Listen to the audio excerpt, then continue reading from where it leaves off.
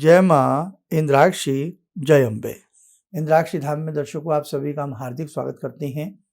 आज के दिन जिन जातकों का जन्म दिवस है, मैरिज एनिवर्सरी है, उन सभी को हमारी तरफ से बहुत बहुत शुभकामनाएं। आज 18 फरवरी है। 22 फरवरी को है गुरु पुष्य नक्षत्र। गुरु पुष्य नक्षत्र में अनेकों प्रकार के कार्य सिद्ध होते हैं।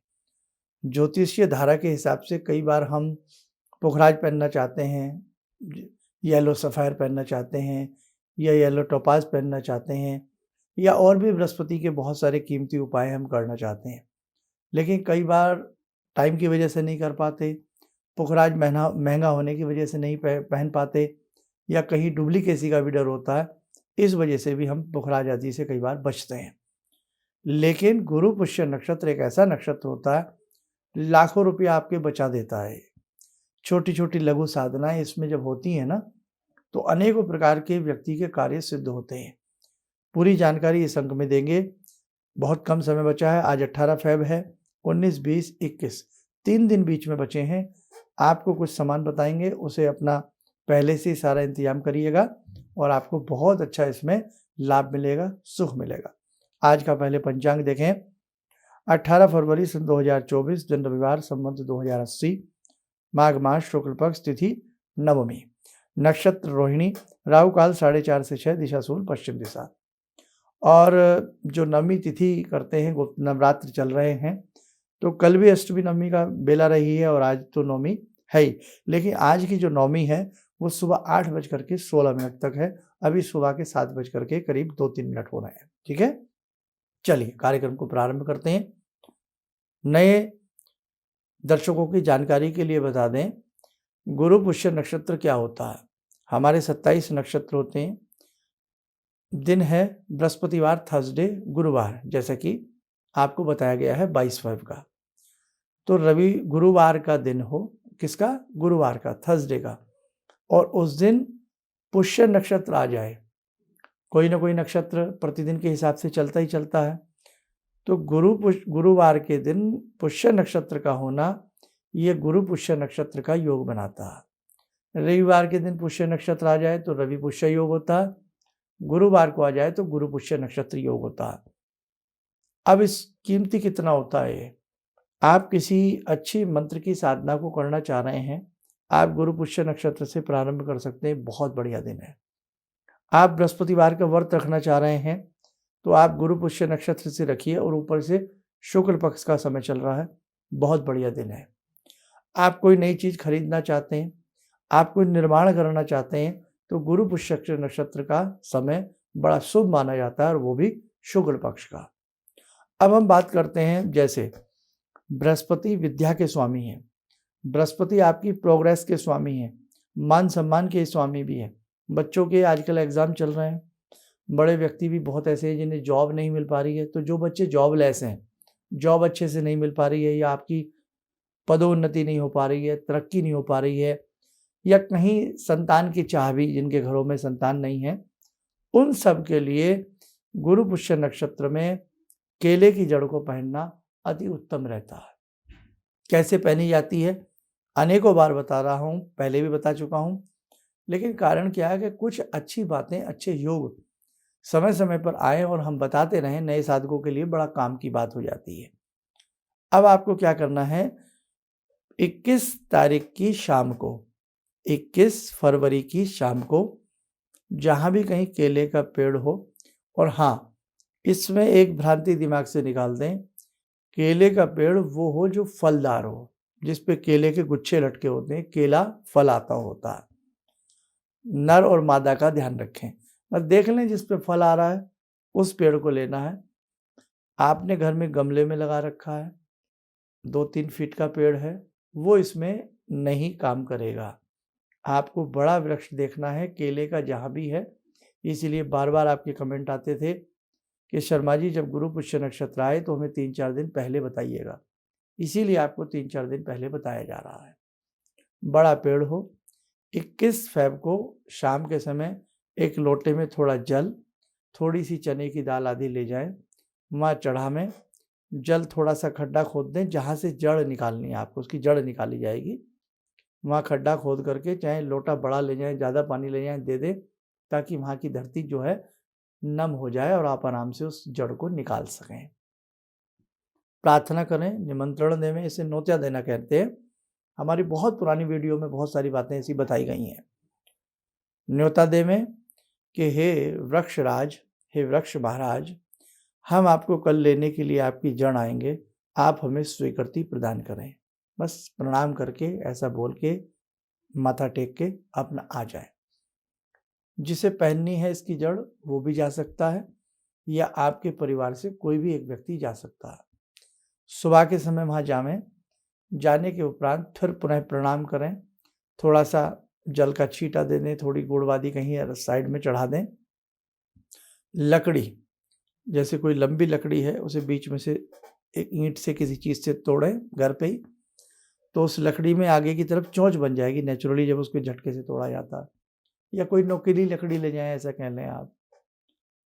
तो जहाँ केले की जड़ नीचे की तरफ हो, 1-1.5 फीट नीचे आपको मिलेगी, वो वहीं पानी देना है, वहीं खड्डा खोदना है पहले दिन शाम को, ताकि वहाँ की ज़मीन पोली हो जाए, नम हो जाए। हाथ से लकड़ी से मिट्टी हटाइए और थोड़ी सी जड़ को उससे, लोहे के किसी कैंची चाकू से जड़ नहीं काटना है, ध्यान रखें। उससे थोड़ी सी जड़, इतनी सी जैसे हमारी उंगली है, उंगली भर ले आए, उसके 2-3 पीस कर सकते हैं, 2-3 लोगों के काम आ सकती है। पहले से ही चांदी का या पीतल का या तांबे का एक ताबीज सा ले आए, ठीक है, और पीला धागा रखें, थोड़ा मोम रखें, पहले से सारी चीज़ें घर पे ला करके रखें। अब उस जड़ को जब निकालें तो ओम बृहस्पतये नमः बोल करके निकालें। निकालने के बाद प्रणाम करें। पुनः जहाँ खड्डा किया है मिट्टी विट्टी अच्छे से भर के ढाँप के अपने घर प्रणाम करके आ जाएं। बेटा लानी गुरु पुष्य नक्षत्र में ये ध्यान रखना, ये नहीं कि हम पहले दिन ही ले आएँ या कभी शाम को बाद में ले आएँ, नहीं, पहले दिन सुबह के समय लानी है, मतलब दूसरे दिन लानी है 22 तारीख को। पहले दिन 21 तारीख को केवल इन्विटेशन देना है, न्योता देना, निमंत्रण देना है। समझ में आ रहा है? 22 तारीख की सुबह सुबह हम जड़ ले आए।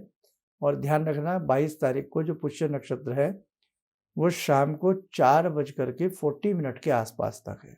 उससे पहले पहले हमें पहन लेना है।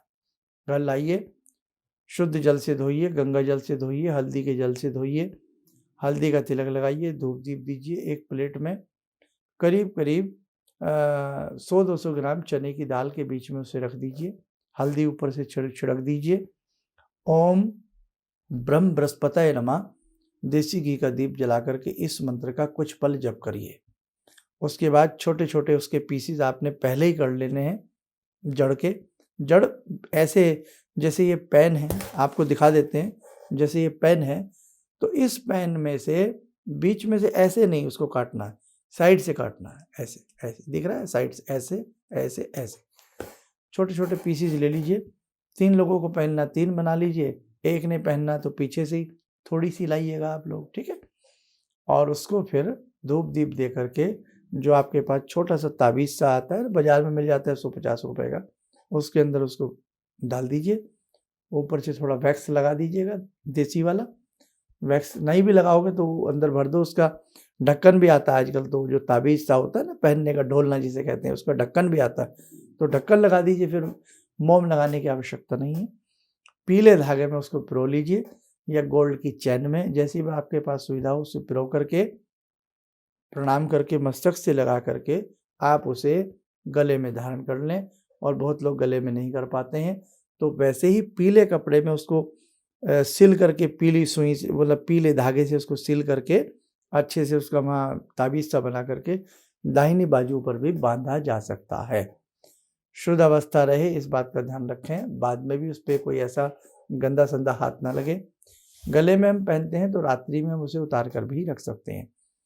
अक्सर लोग गले में नाना भांति के ताबीज या रुद्राक्ष आदि भी पहनते हैं, तो बेटा ध्यान रखना, रुद्राक्ष आदि रात्रि में हम उतार के रख सकते हैं।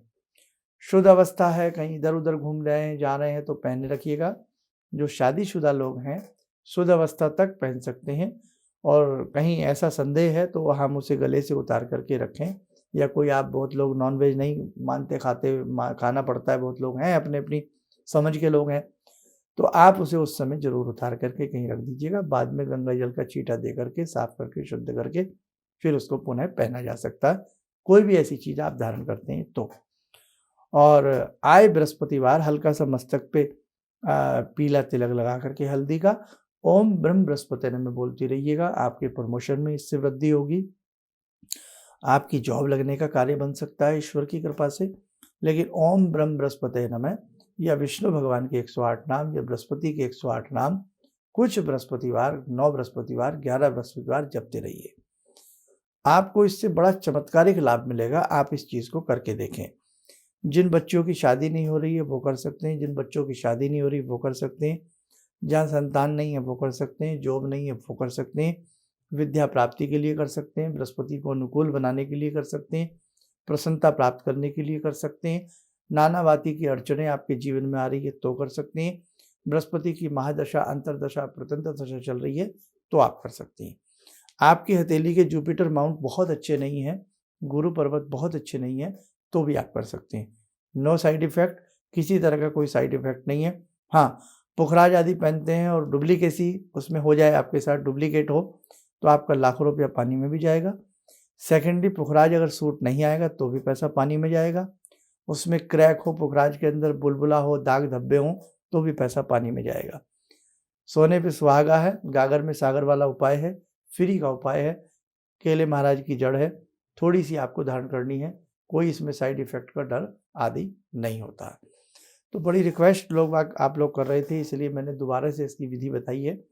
और वैसे भी जो व्यक्ति बहुत भक्ति में लीन है, परमात्मा के करीब जाना चाहते हैं हमें मोक्ष की प्राप्ति हो, कहीं ना कहीं बहुत अनन्य भाव से आप भक्ति भाव करते हैं, तो इस प्रकार की जड़ियाँ पहनना हमारे लिए सदैव शुभ रहता है।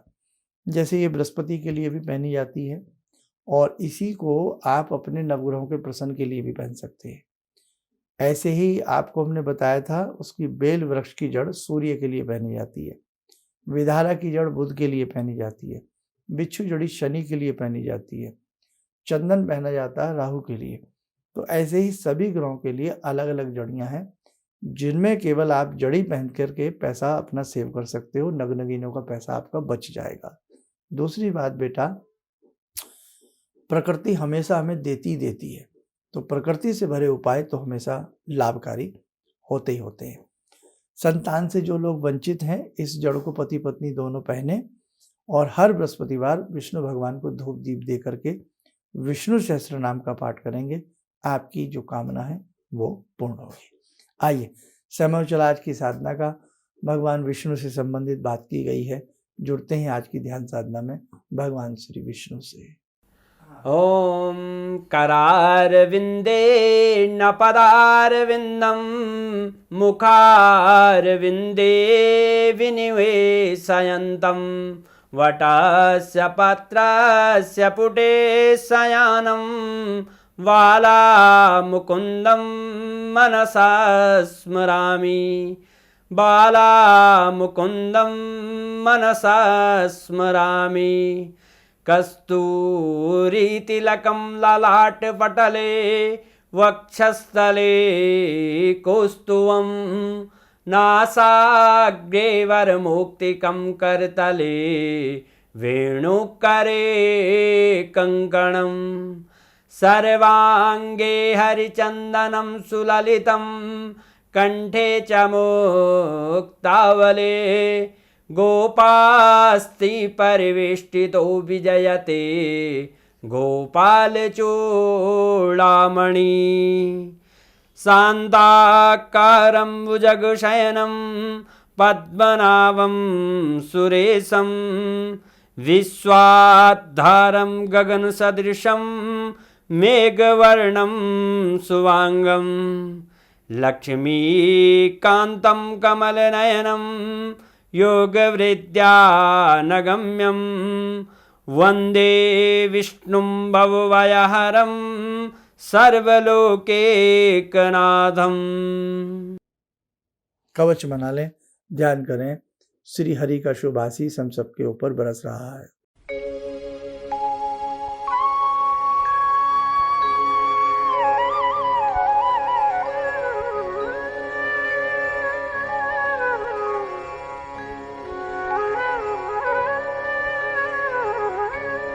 ओम बोलते हुए नेत्र खोलें, सामान्य हो जाए। दूसरी कीमती बात, संस्थान की तरफ से 24 फरवरी से एक विशेष साधना कराई जा रही है। 10 मिनट की विशेष साधना है और इस 10 मिनट की विशेष साधना से कोई भी साधक जुड़ सकता है। अनुपम साधना है, ख्याति दिलाने वाली साधना है। हिंदी में साधना होगी और किसी प्रकार का इसमें कोई आपका खर्च नहीं है, कुछ नहीं है। जो भी इस साधना से साधक जुड़ना चाहता है वो अपना नाम नंबर हमारे संस्थान में लिखवावे और कोशिश ये करें अधिक से अधिक लोग इस साधना से आप लोग जोड़ने का प्रयास करें, ताकि हमारा भला हो, सबका भला हो। सबके भले में सबका भला होता है। ऐसी सुंदर भावना रखते हुए आप अधिक से अधिक संख्या में बढ़ चढ़ कर के इस साधना में भाग लें, इस साधना से जुड़ने का प्रयास करें। नाम नंबर लिखवाने के बाद प्रयास हमारा यही रहेगा, सोमवार मंगल के बाद इसकी PDF फाइल 10 मिनट की साधना की आपको हम भेजना प्रारंभ करेंगे और कुछ उसमें समझ में न लगे आप फ़ोन करके समझ सकते हैं, अदरवाइज तो उसमें सारी बातें आपको समझ में आ ही जाएंगी। 10 मिनट का समय है, सुबह भी दे सकते हैं, शाम को भी दे सकते हैं, जो समय आपको उपयुक्त लगे दे सकते हैं। और ये साधना जगत जननी भगवती जगदम्बा से संबंधित है, इसलिए आपको पता है माँ सदैव बच्चों का कल्याण करती है, तो कल्याणकारी साधना से आप सबको जुड़ने का प्रयास करना चाहिए। आप स्वस्थ रहें, सुखी रहें। इन्हीं शुभकामनाओं के साथ हम अपनी वाणी को विराम देते हैं। जय जय अम्बे। जिंदगी के इस प्रवाह में तमाम लोग डिप्रेशन के इस हालात से गुजर रहे हैं। सफलता असफलता अपनी जगह की बात है, लेकिन पता नहीं कितने सारे लोगों को इन्होंने डिप्रेशन से उबारा है, नया मोटिवेशन दिया है काम का। इनका जो एक अनुभव था कि एक मेरी बातें इनसे लगातार कभी कभार हो जाया करती हैं। एक दिन मेरी बात हो रही थी, अचानक इन्होंने प्रश्न किया कि क्या आपके यहाँ कौवे आ रहे हैं। मैं बहुत तेज चौंका। करीब 4-5 दिनों से कौवों का झुंड मेरे घर पे मंड रहा था। तो मैं यही सोचने परेशान था, ये शुभ है अशुभ है, क्या चीज़ है। तो मैंने प्रश्न किया कि क्या मैंने आपको बताया कि मेरे घर में कौवे आ रहे हैं। कहने नहीं, मुझको दिखाई पड़ रहा है। तो कुछ तो अलौकिक है इनमें। दूसरा क्या, जो इनका उद्देश्य है, जब महाकुंभ में आए थे, मेरी इनसे वार्ता हुई तो मैंने इनका उद्देश्य जानना चाहा कि किस उद्देश्य के लिए आप काम कर रहे हैं। तो जो उद्देश्य उन्होंने मुझको बताया, मैं मन से इनके उद्देश्य के साथ जुड़ गया। इनके साथ तो जुड़ा था ही, अब इनके उद्देश्य के साथ भी हूँ मैं। किसी भी समस्या के समाधान के लिए मिले प्रसिद्ध हस्तरेखा एवं वास्तु विशेषज्ञ प्रोफेसर धर्मेंद्र शर्मा जी से। नोट: शिविर में भाग लेने हेतु एवं व्यक्तिगत रूप से मिलने के लिए कॉल करने का समय सुबह 10 बजे से शाम 6 बजे तक। हमारे विभिन्न ज्ञानवर्धक कार्यक्रम देखने के लिए आप हमें अभी सब्सक्राइब करें, बेल आइकन को प्रेस करें ताकि आप देख सकें हमारा कार्यक्रम सबसे पहले। और अधिक जानकारी के लिए फेसबुक पेज को लाइक करना न भूलें।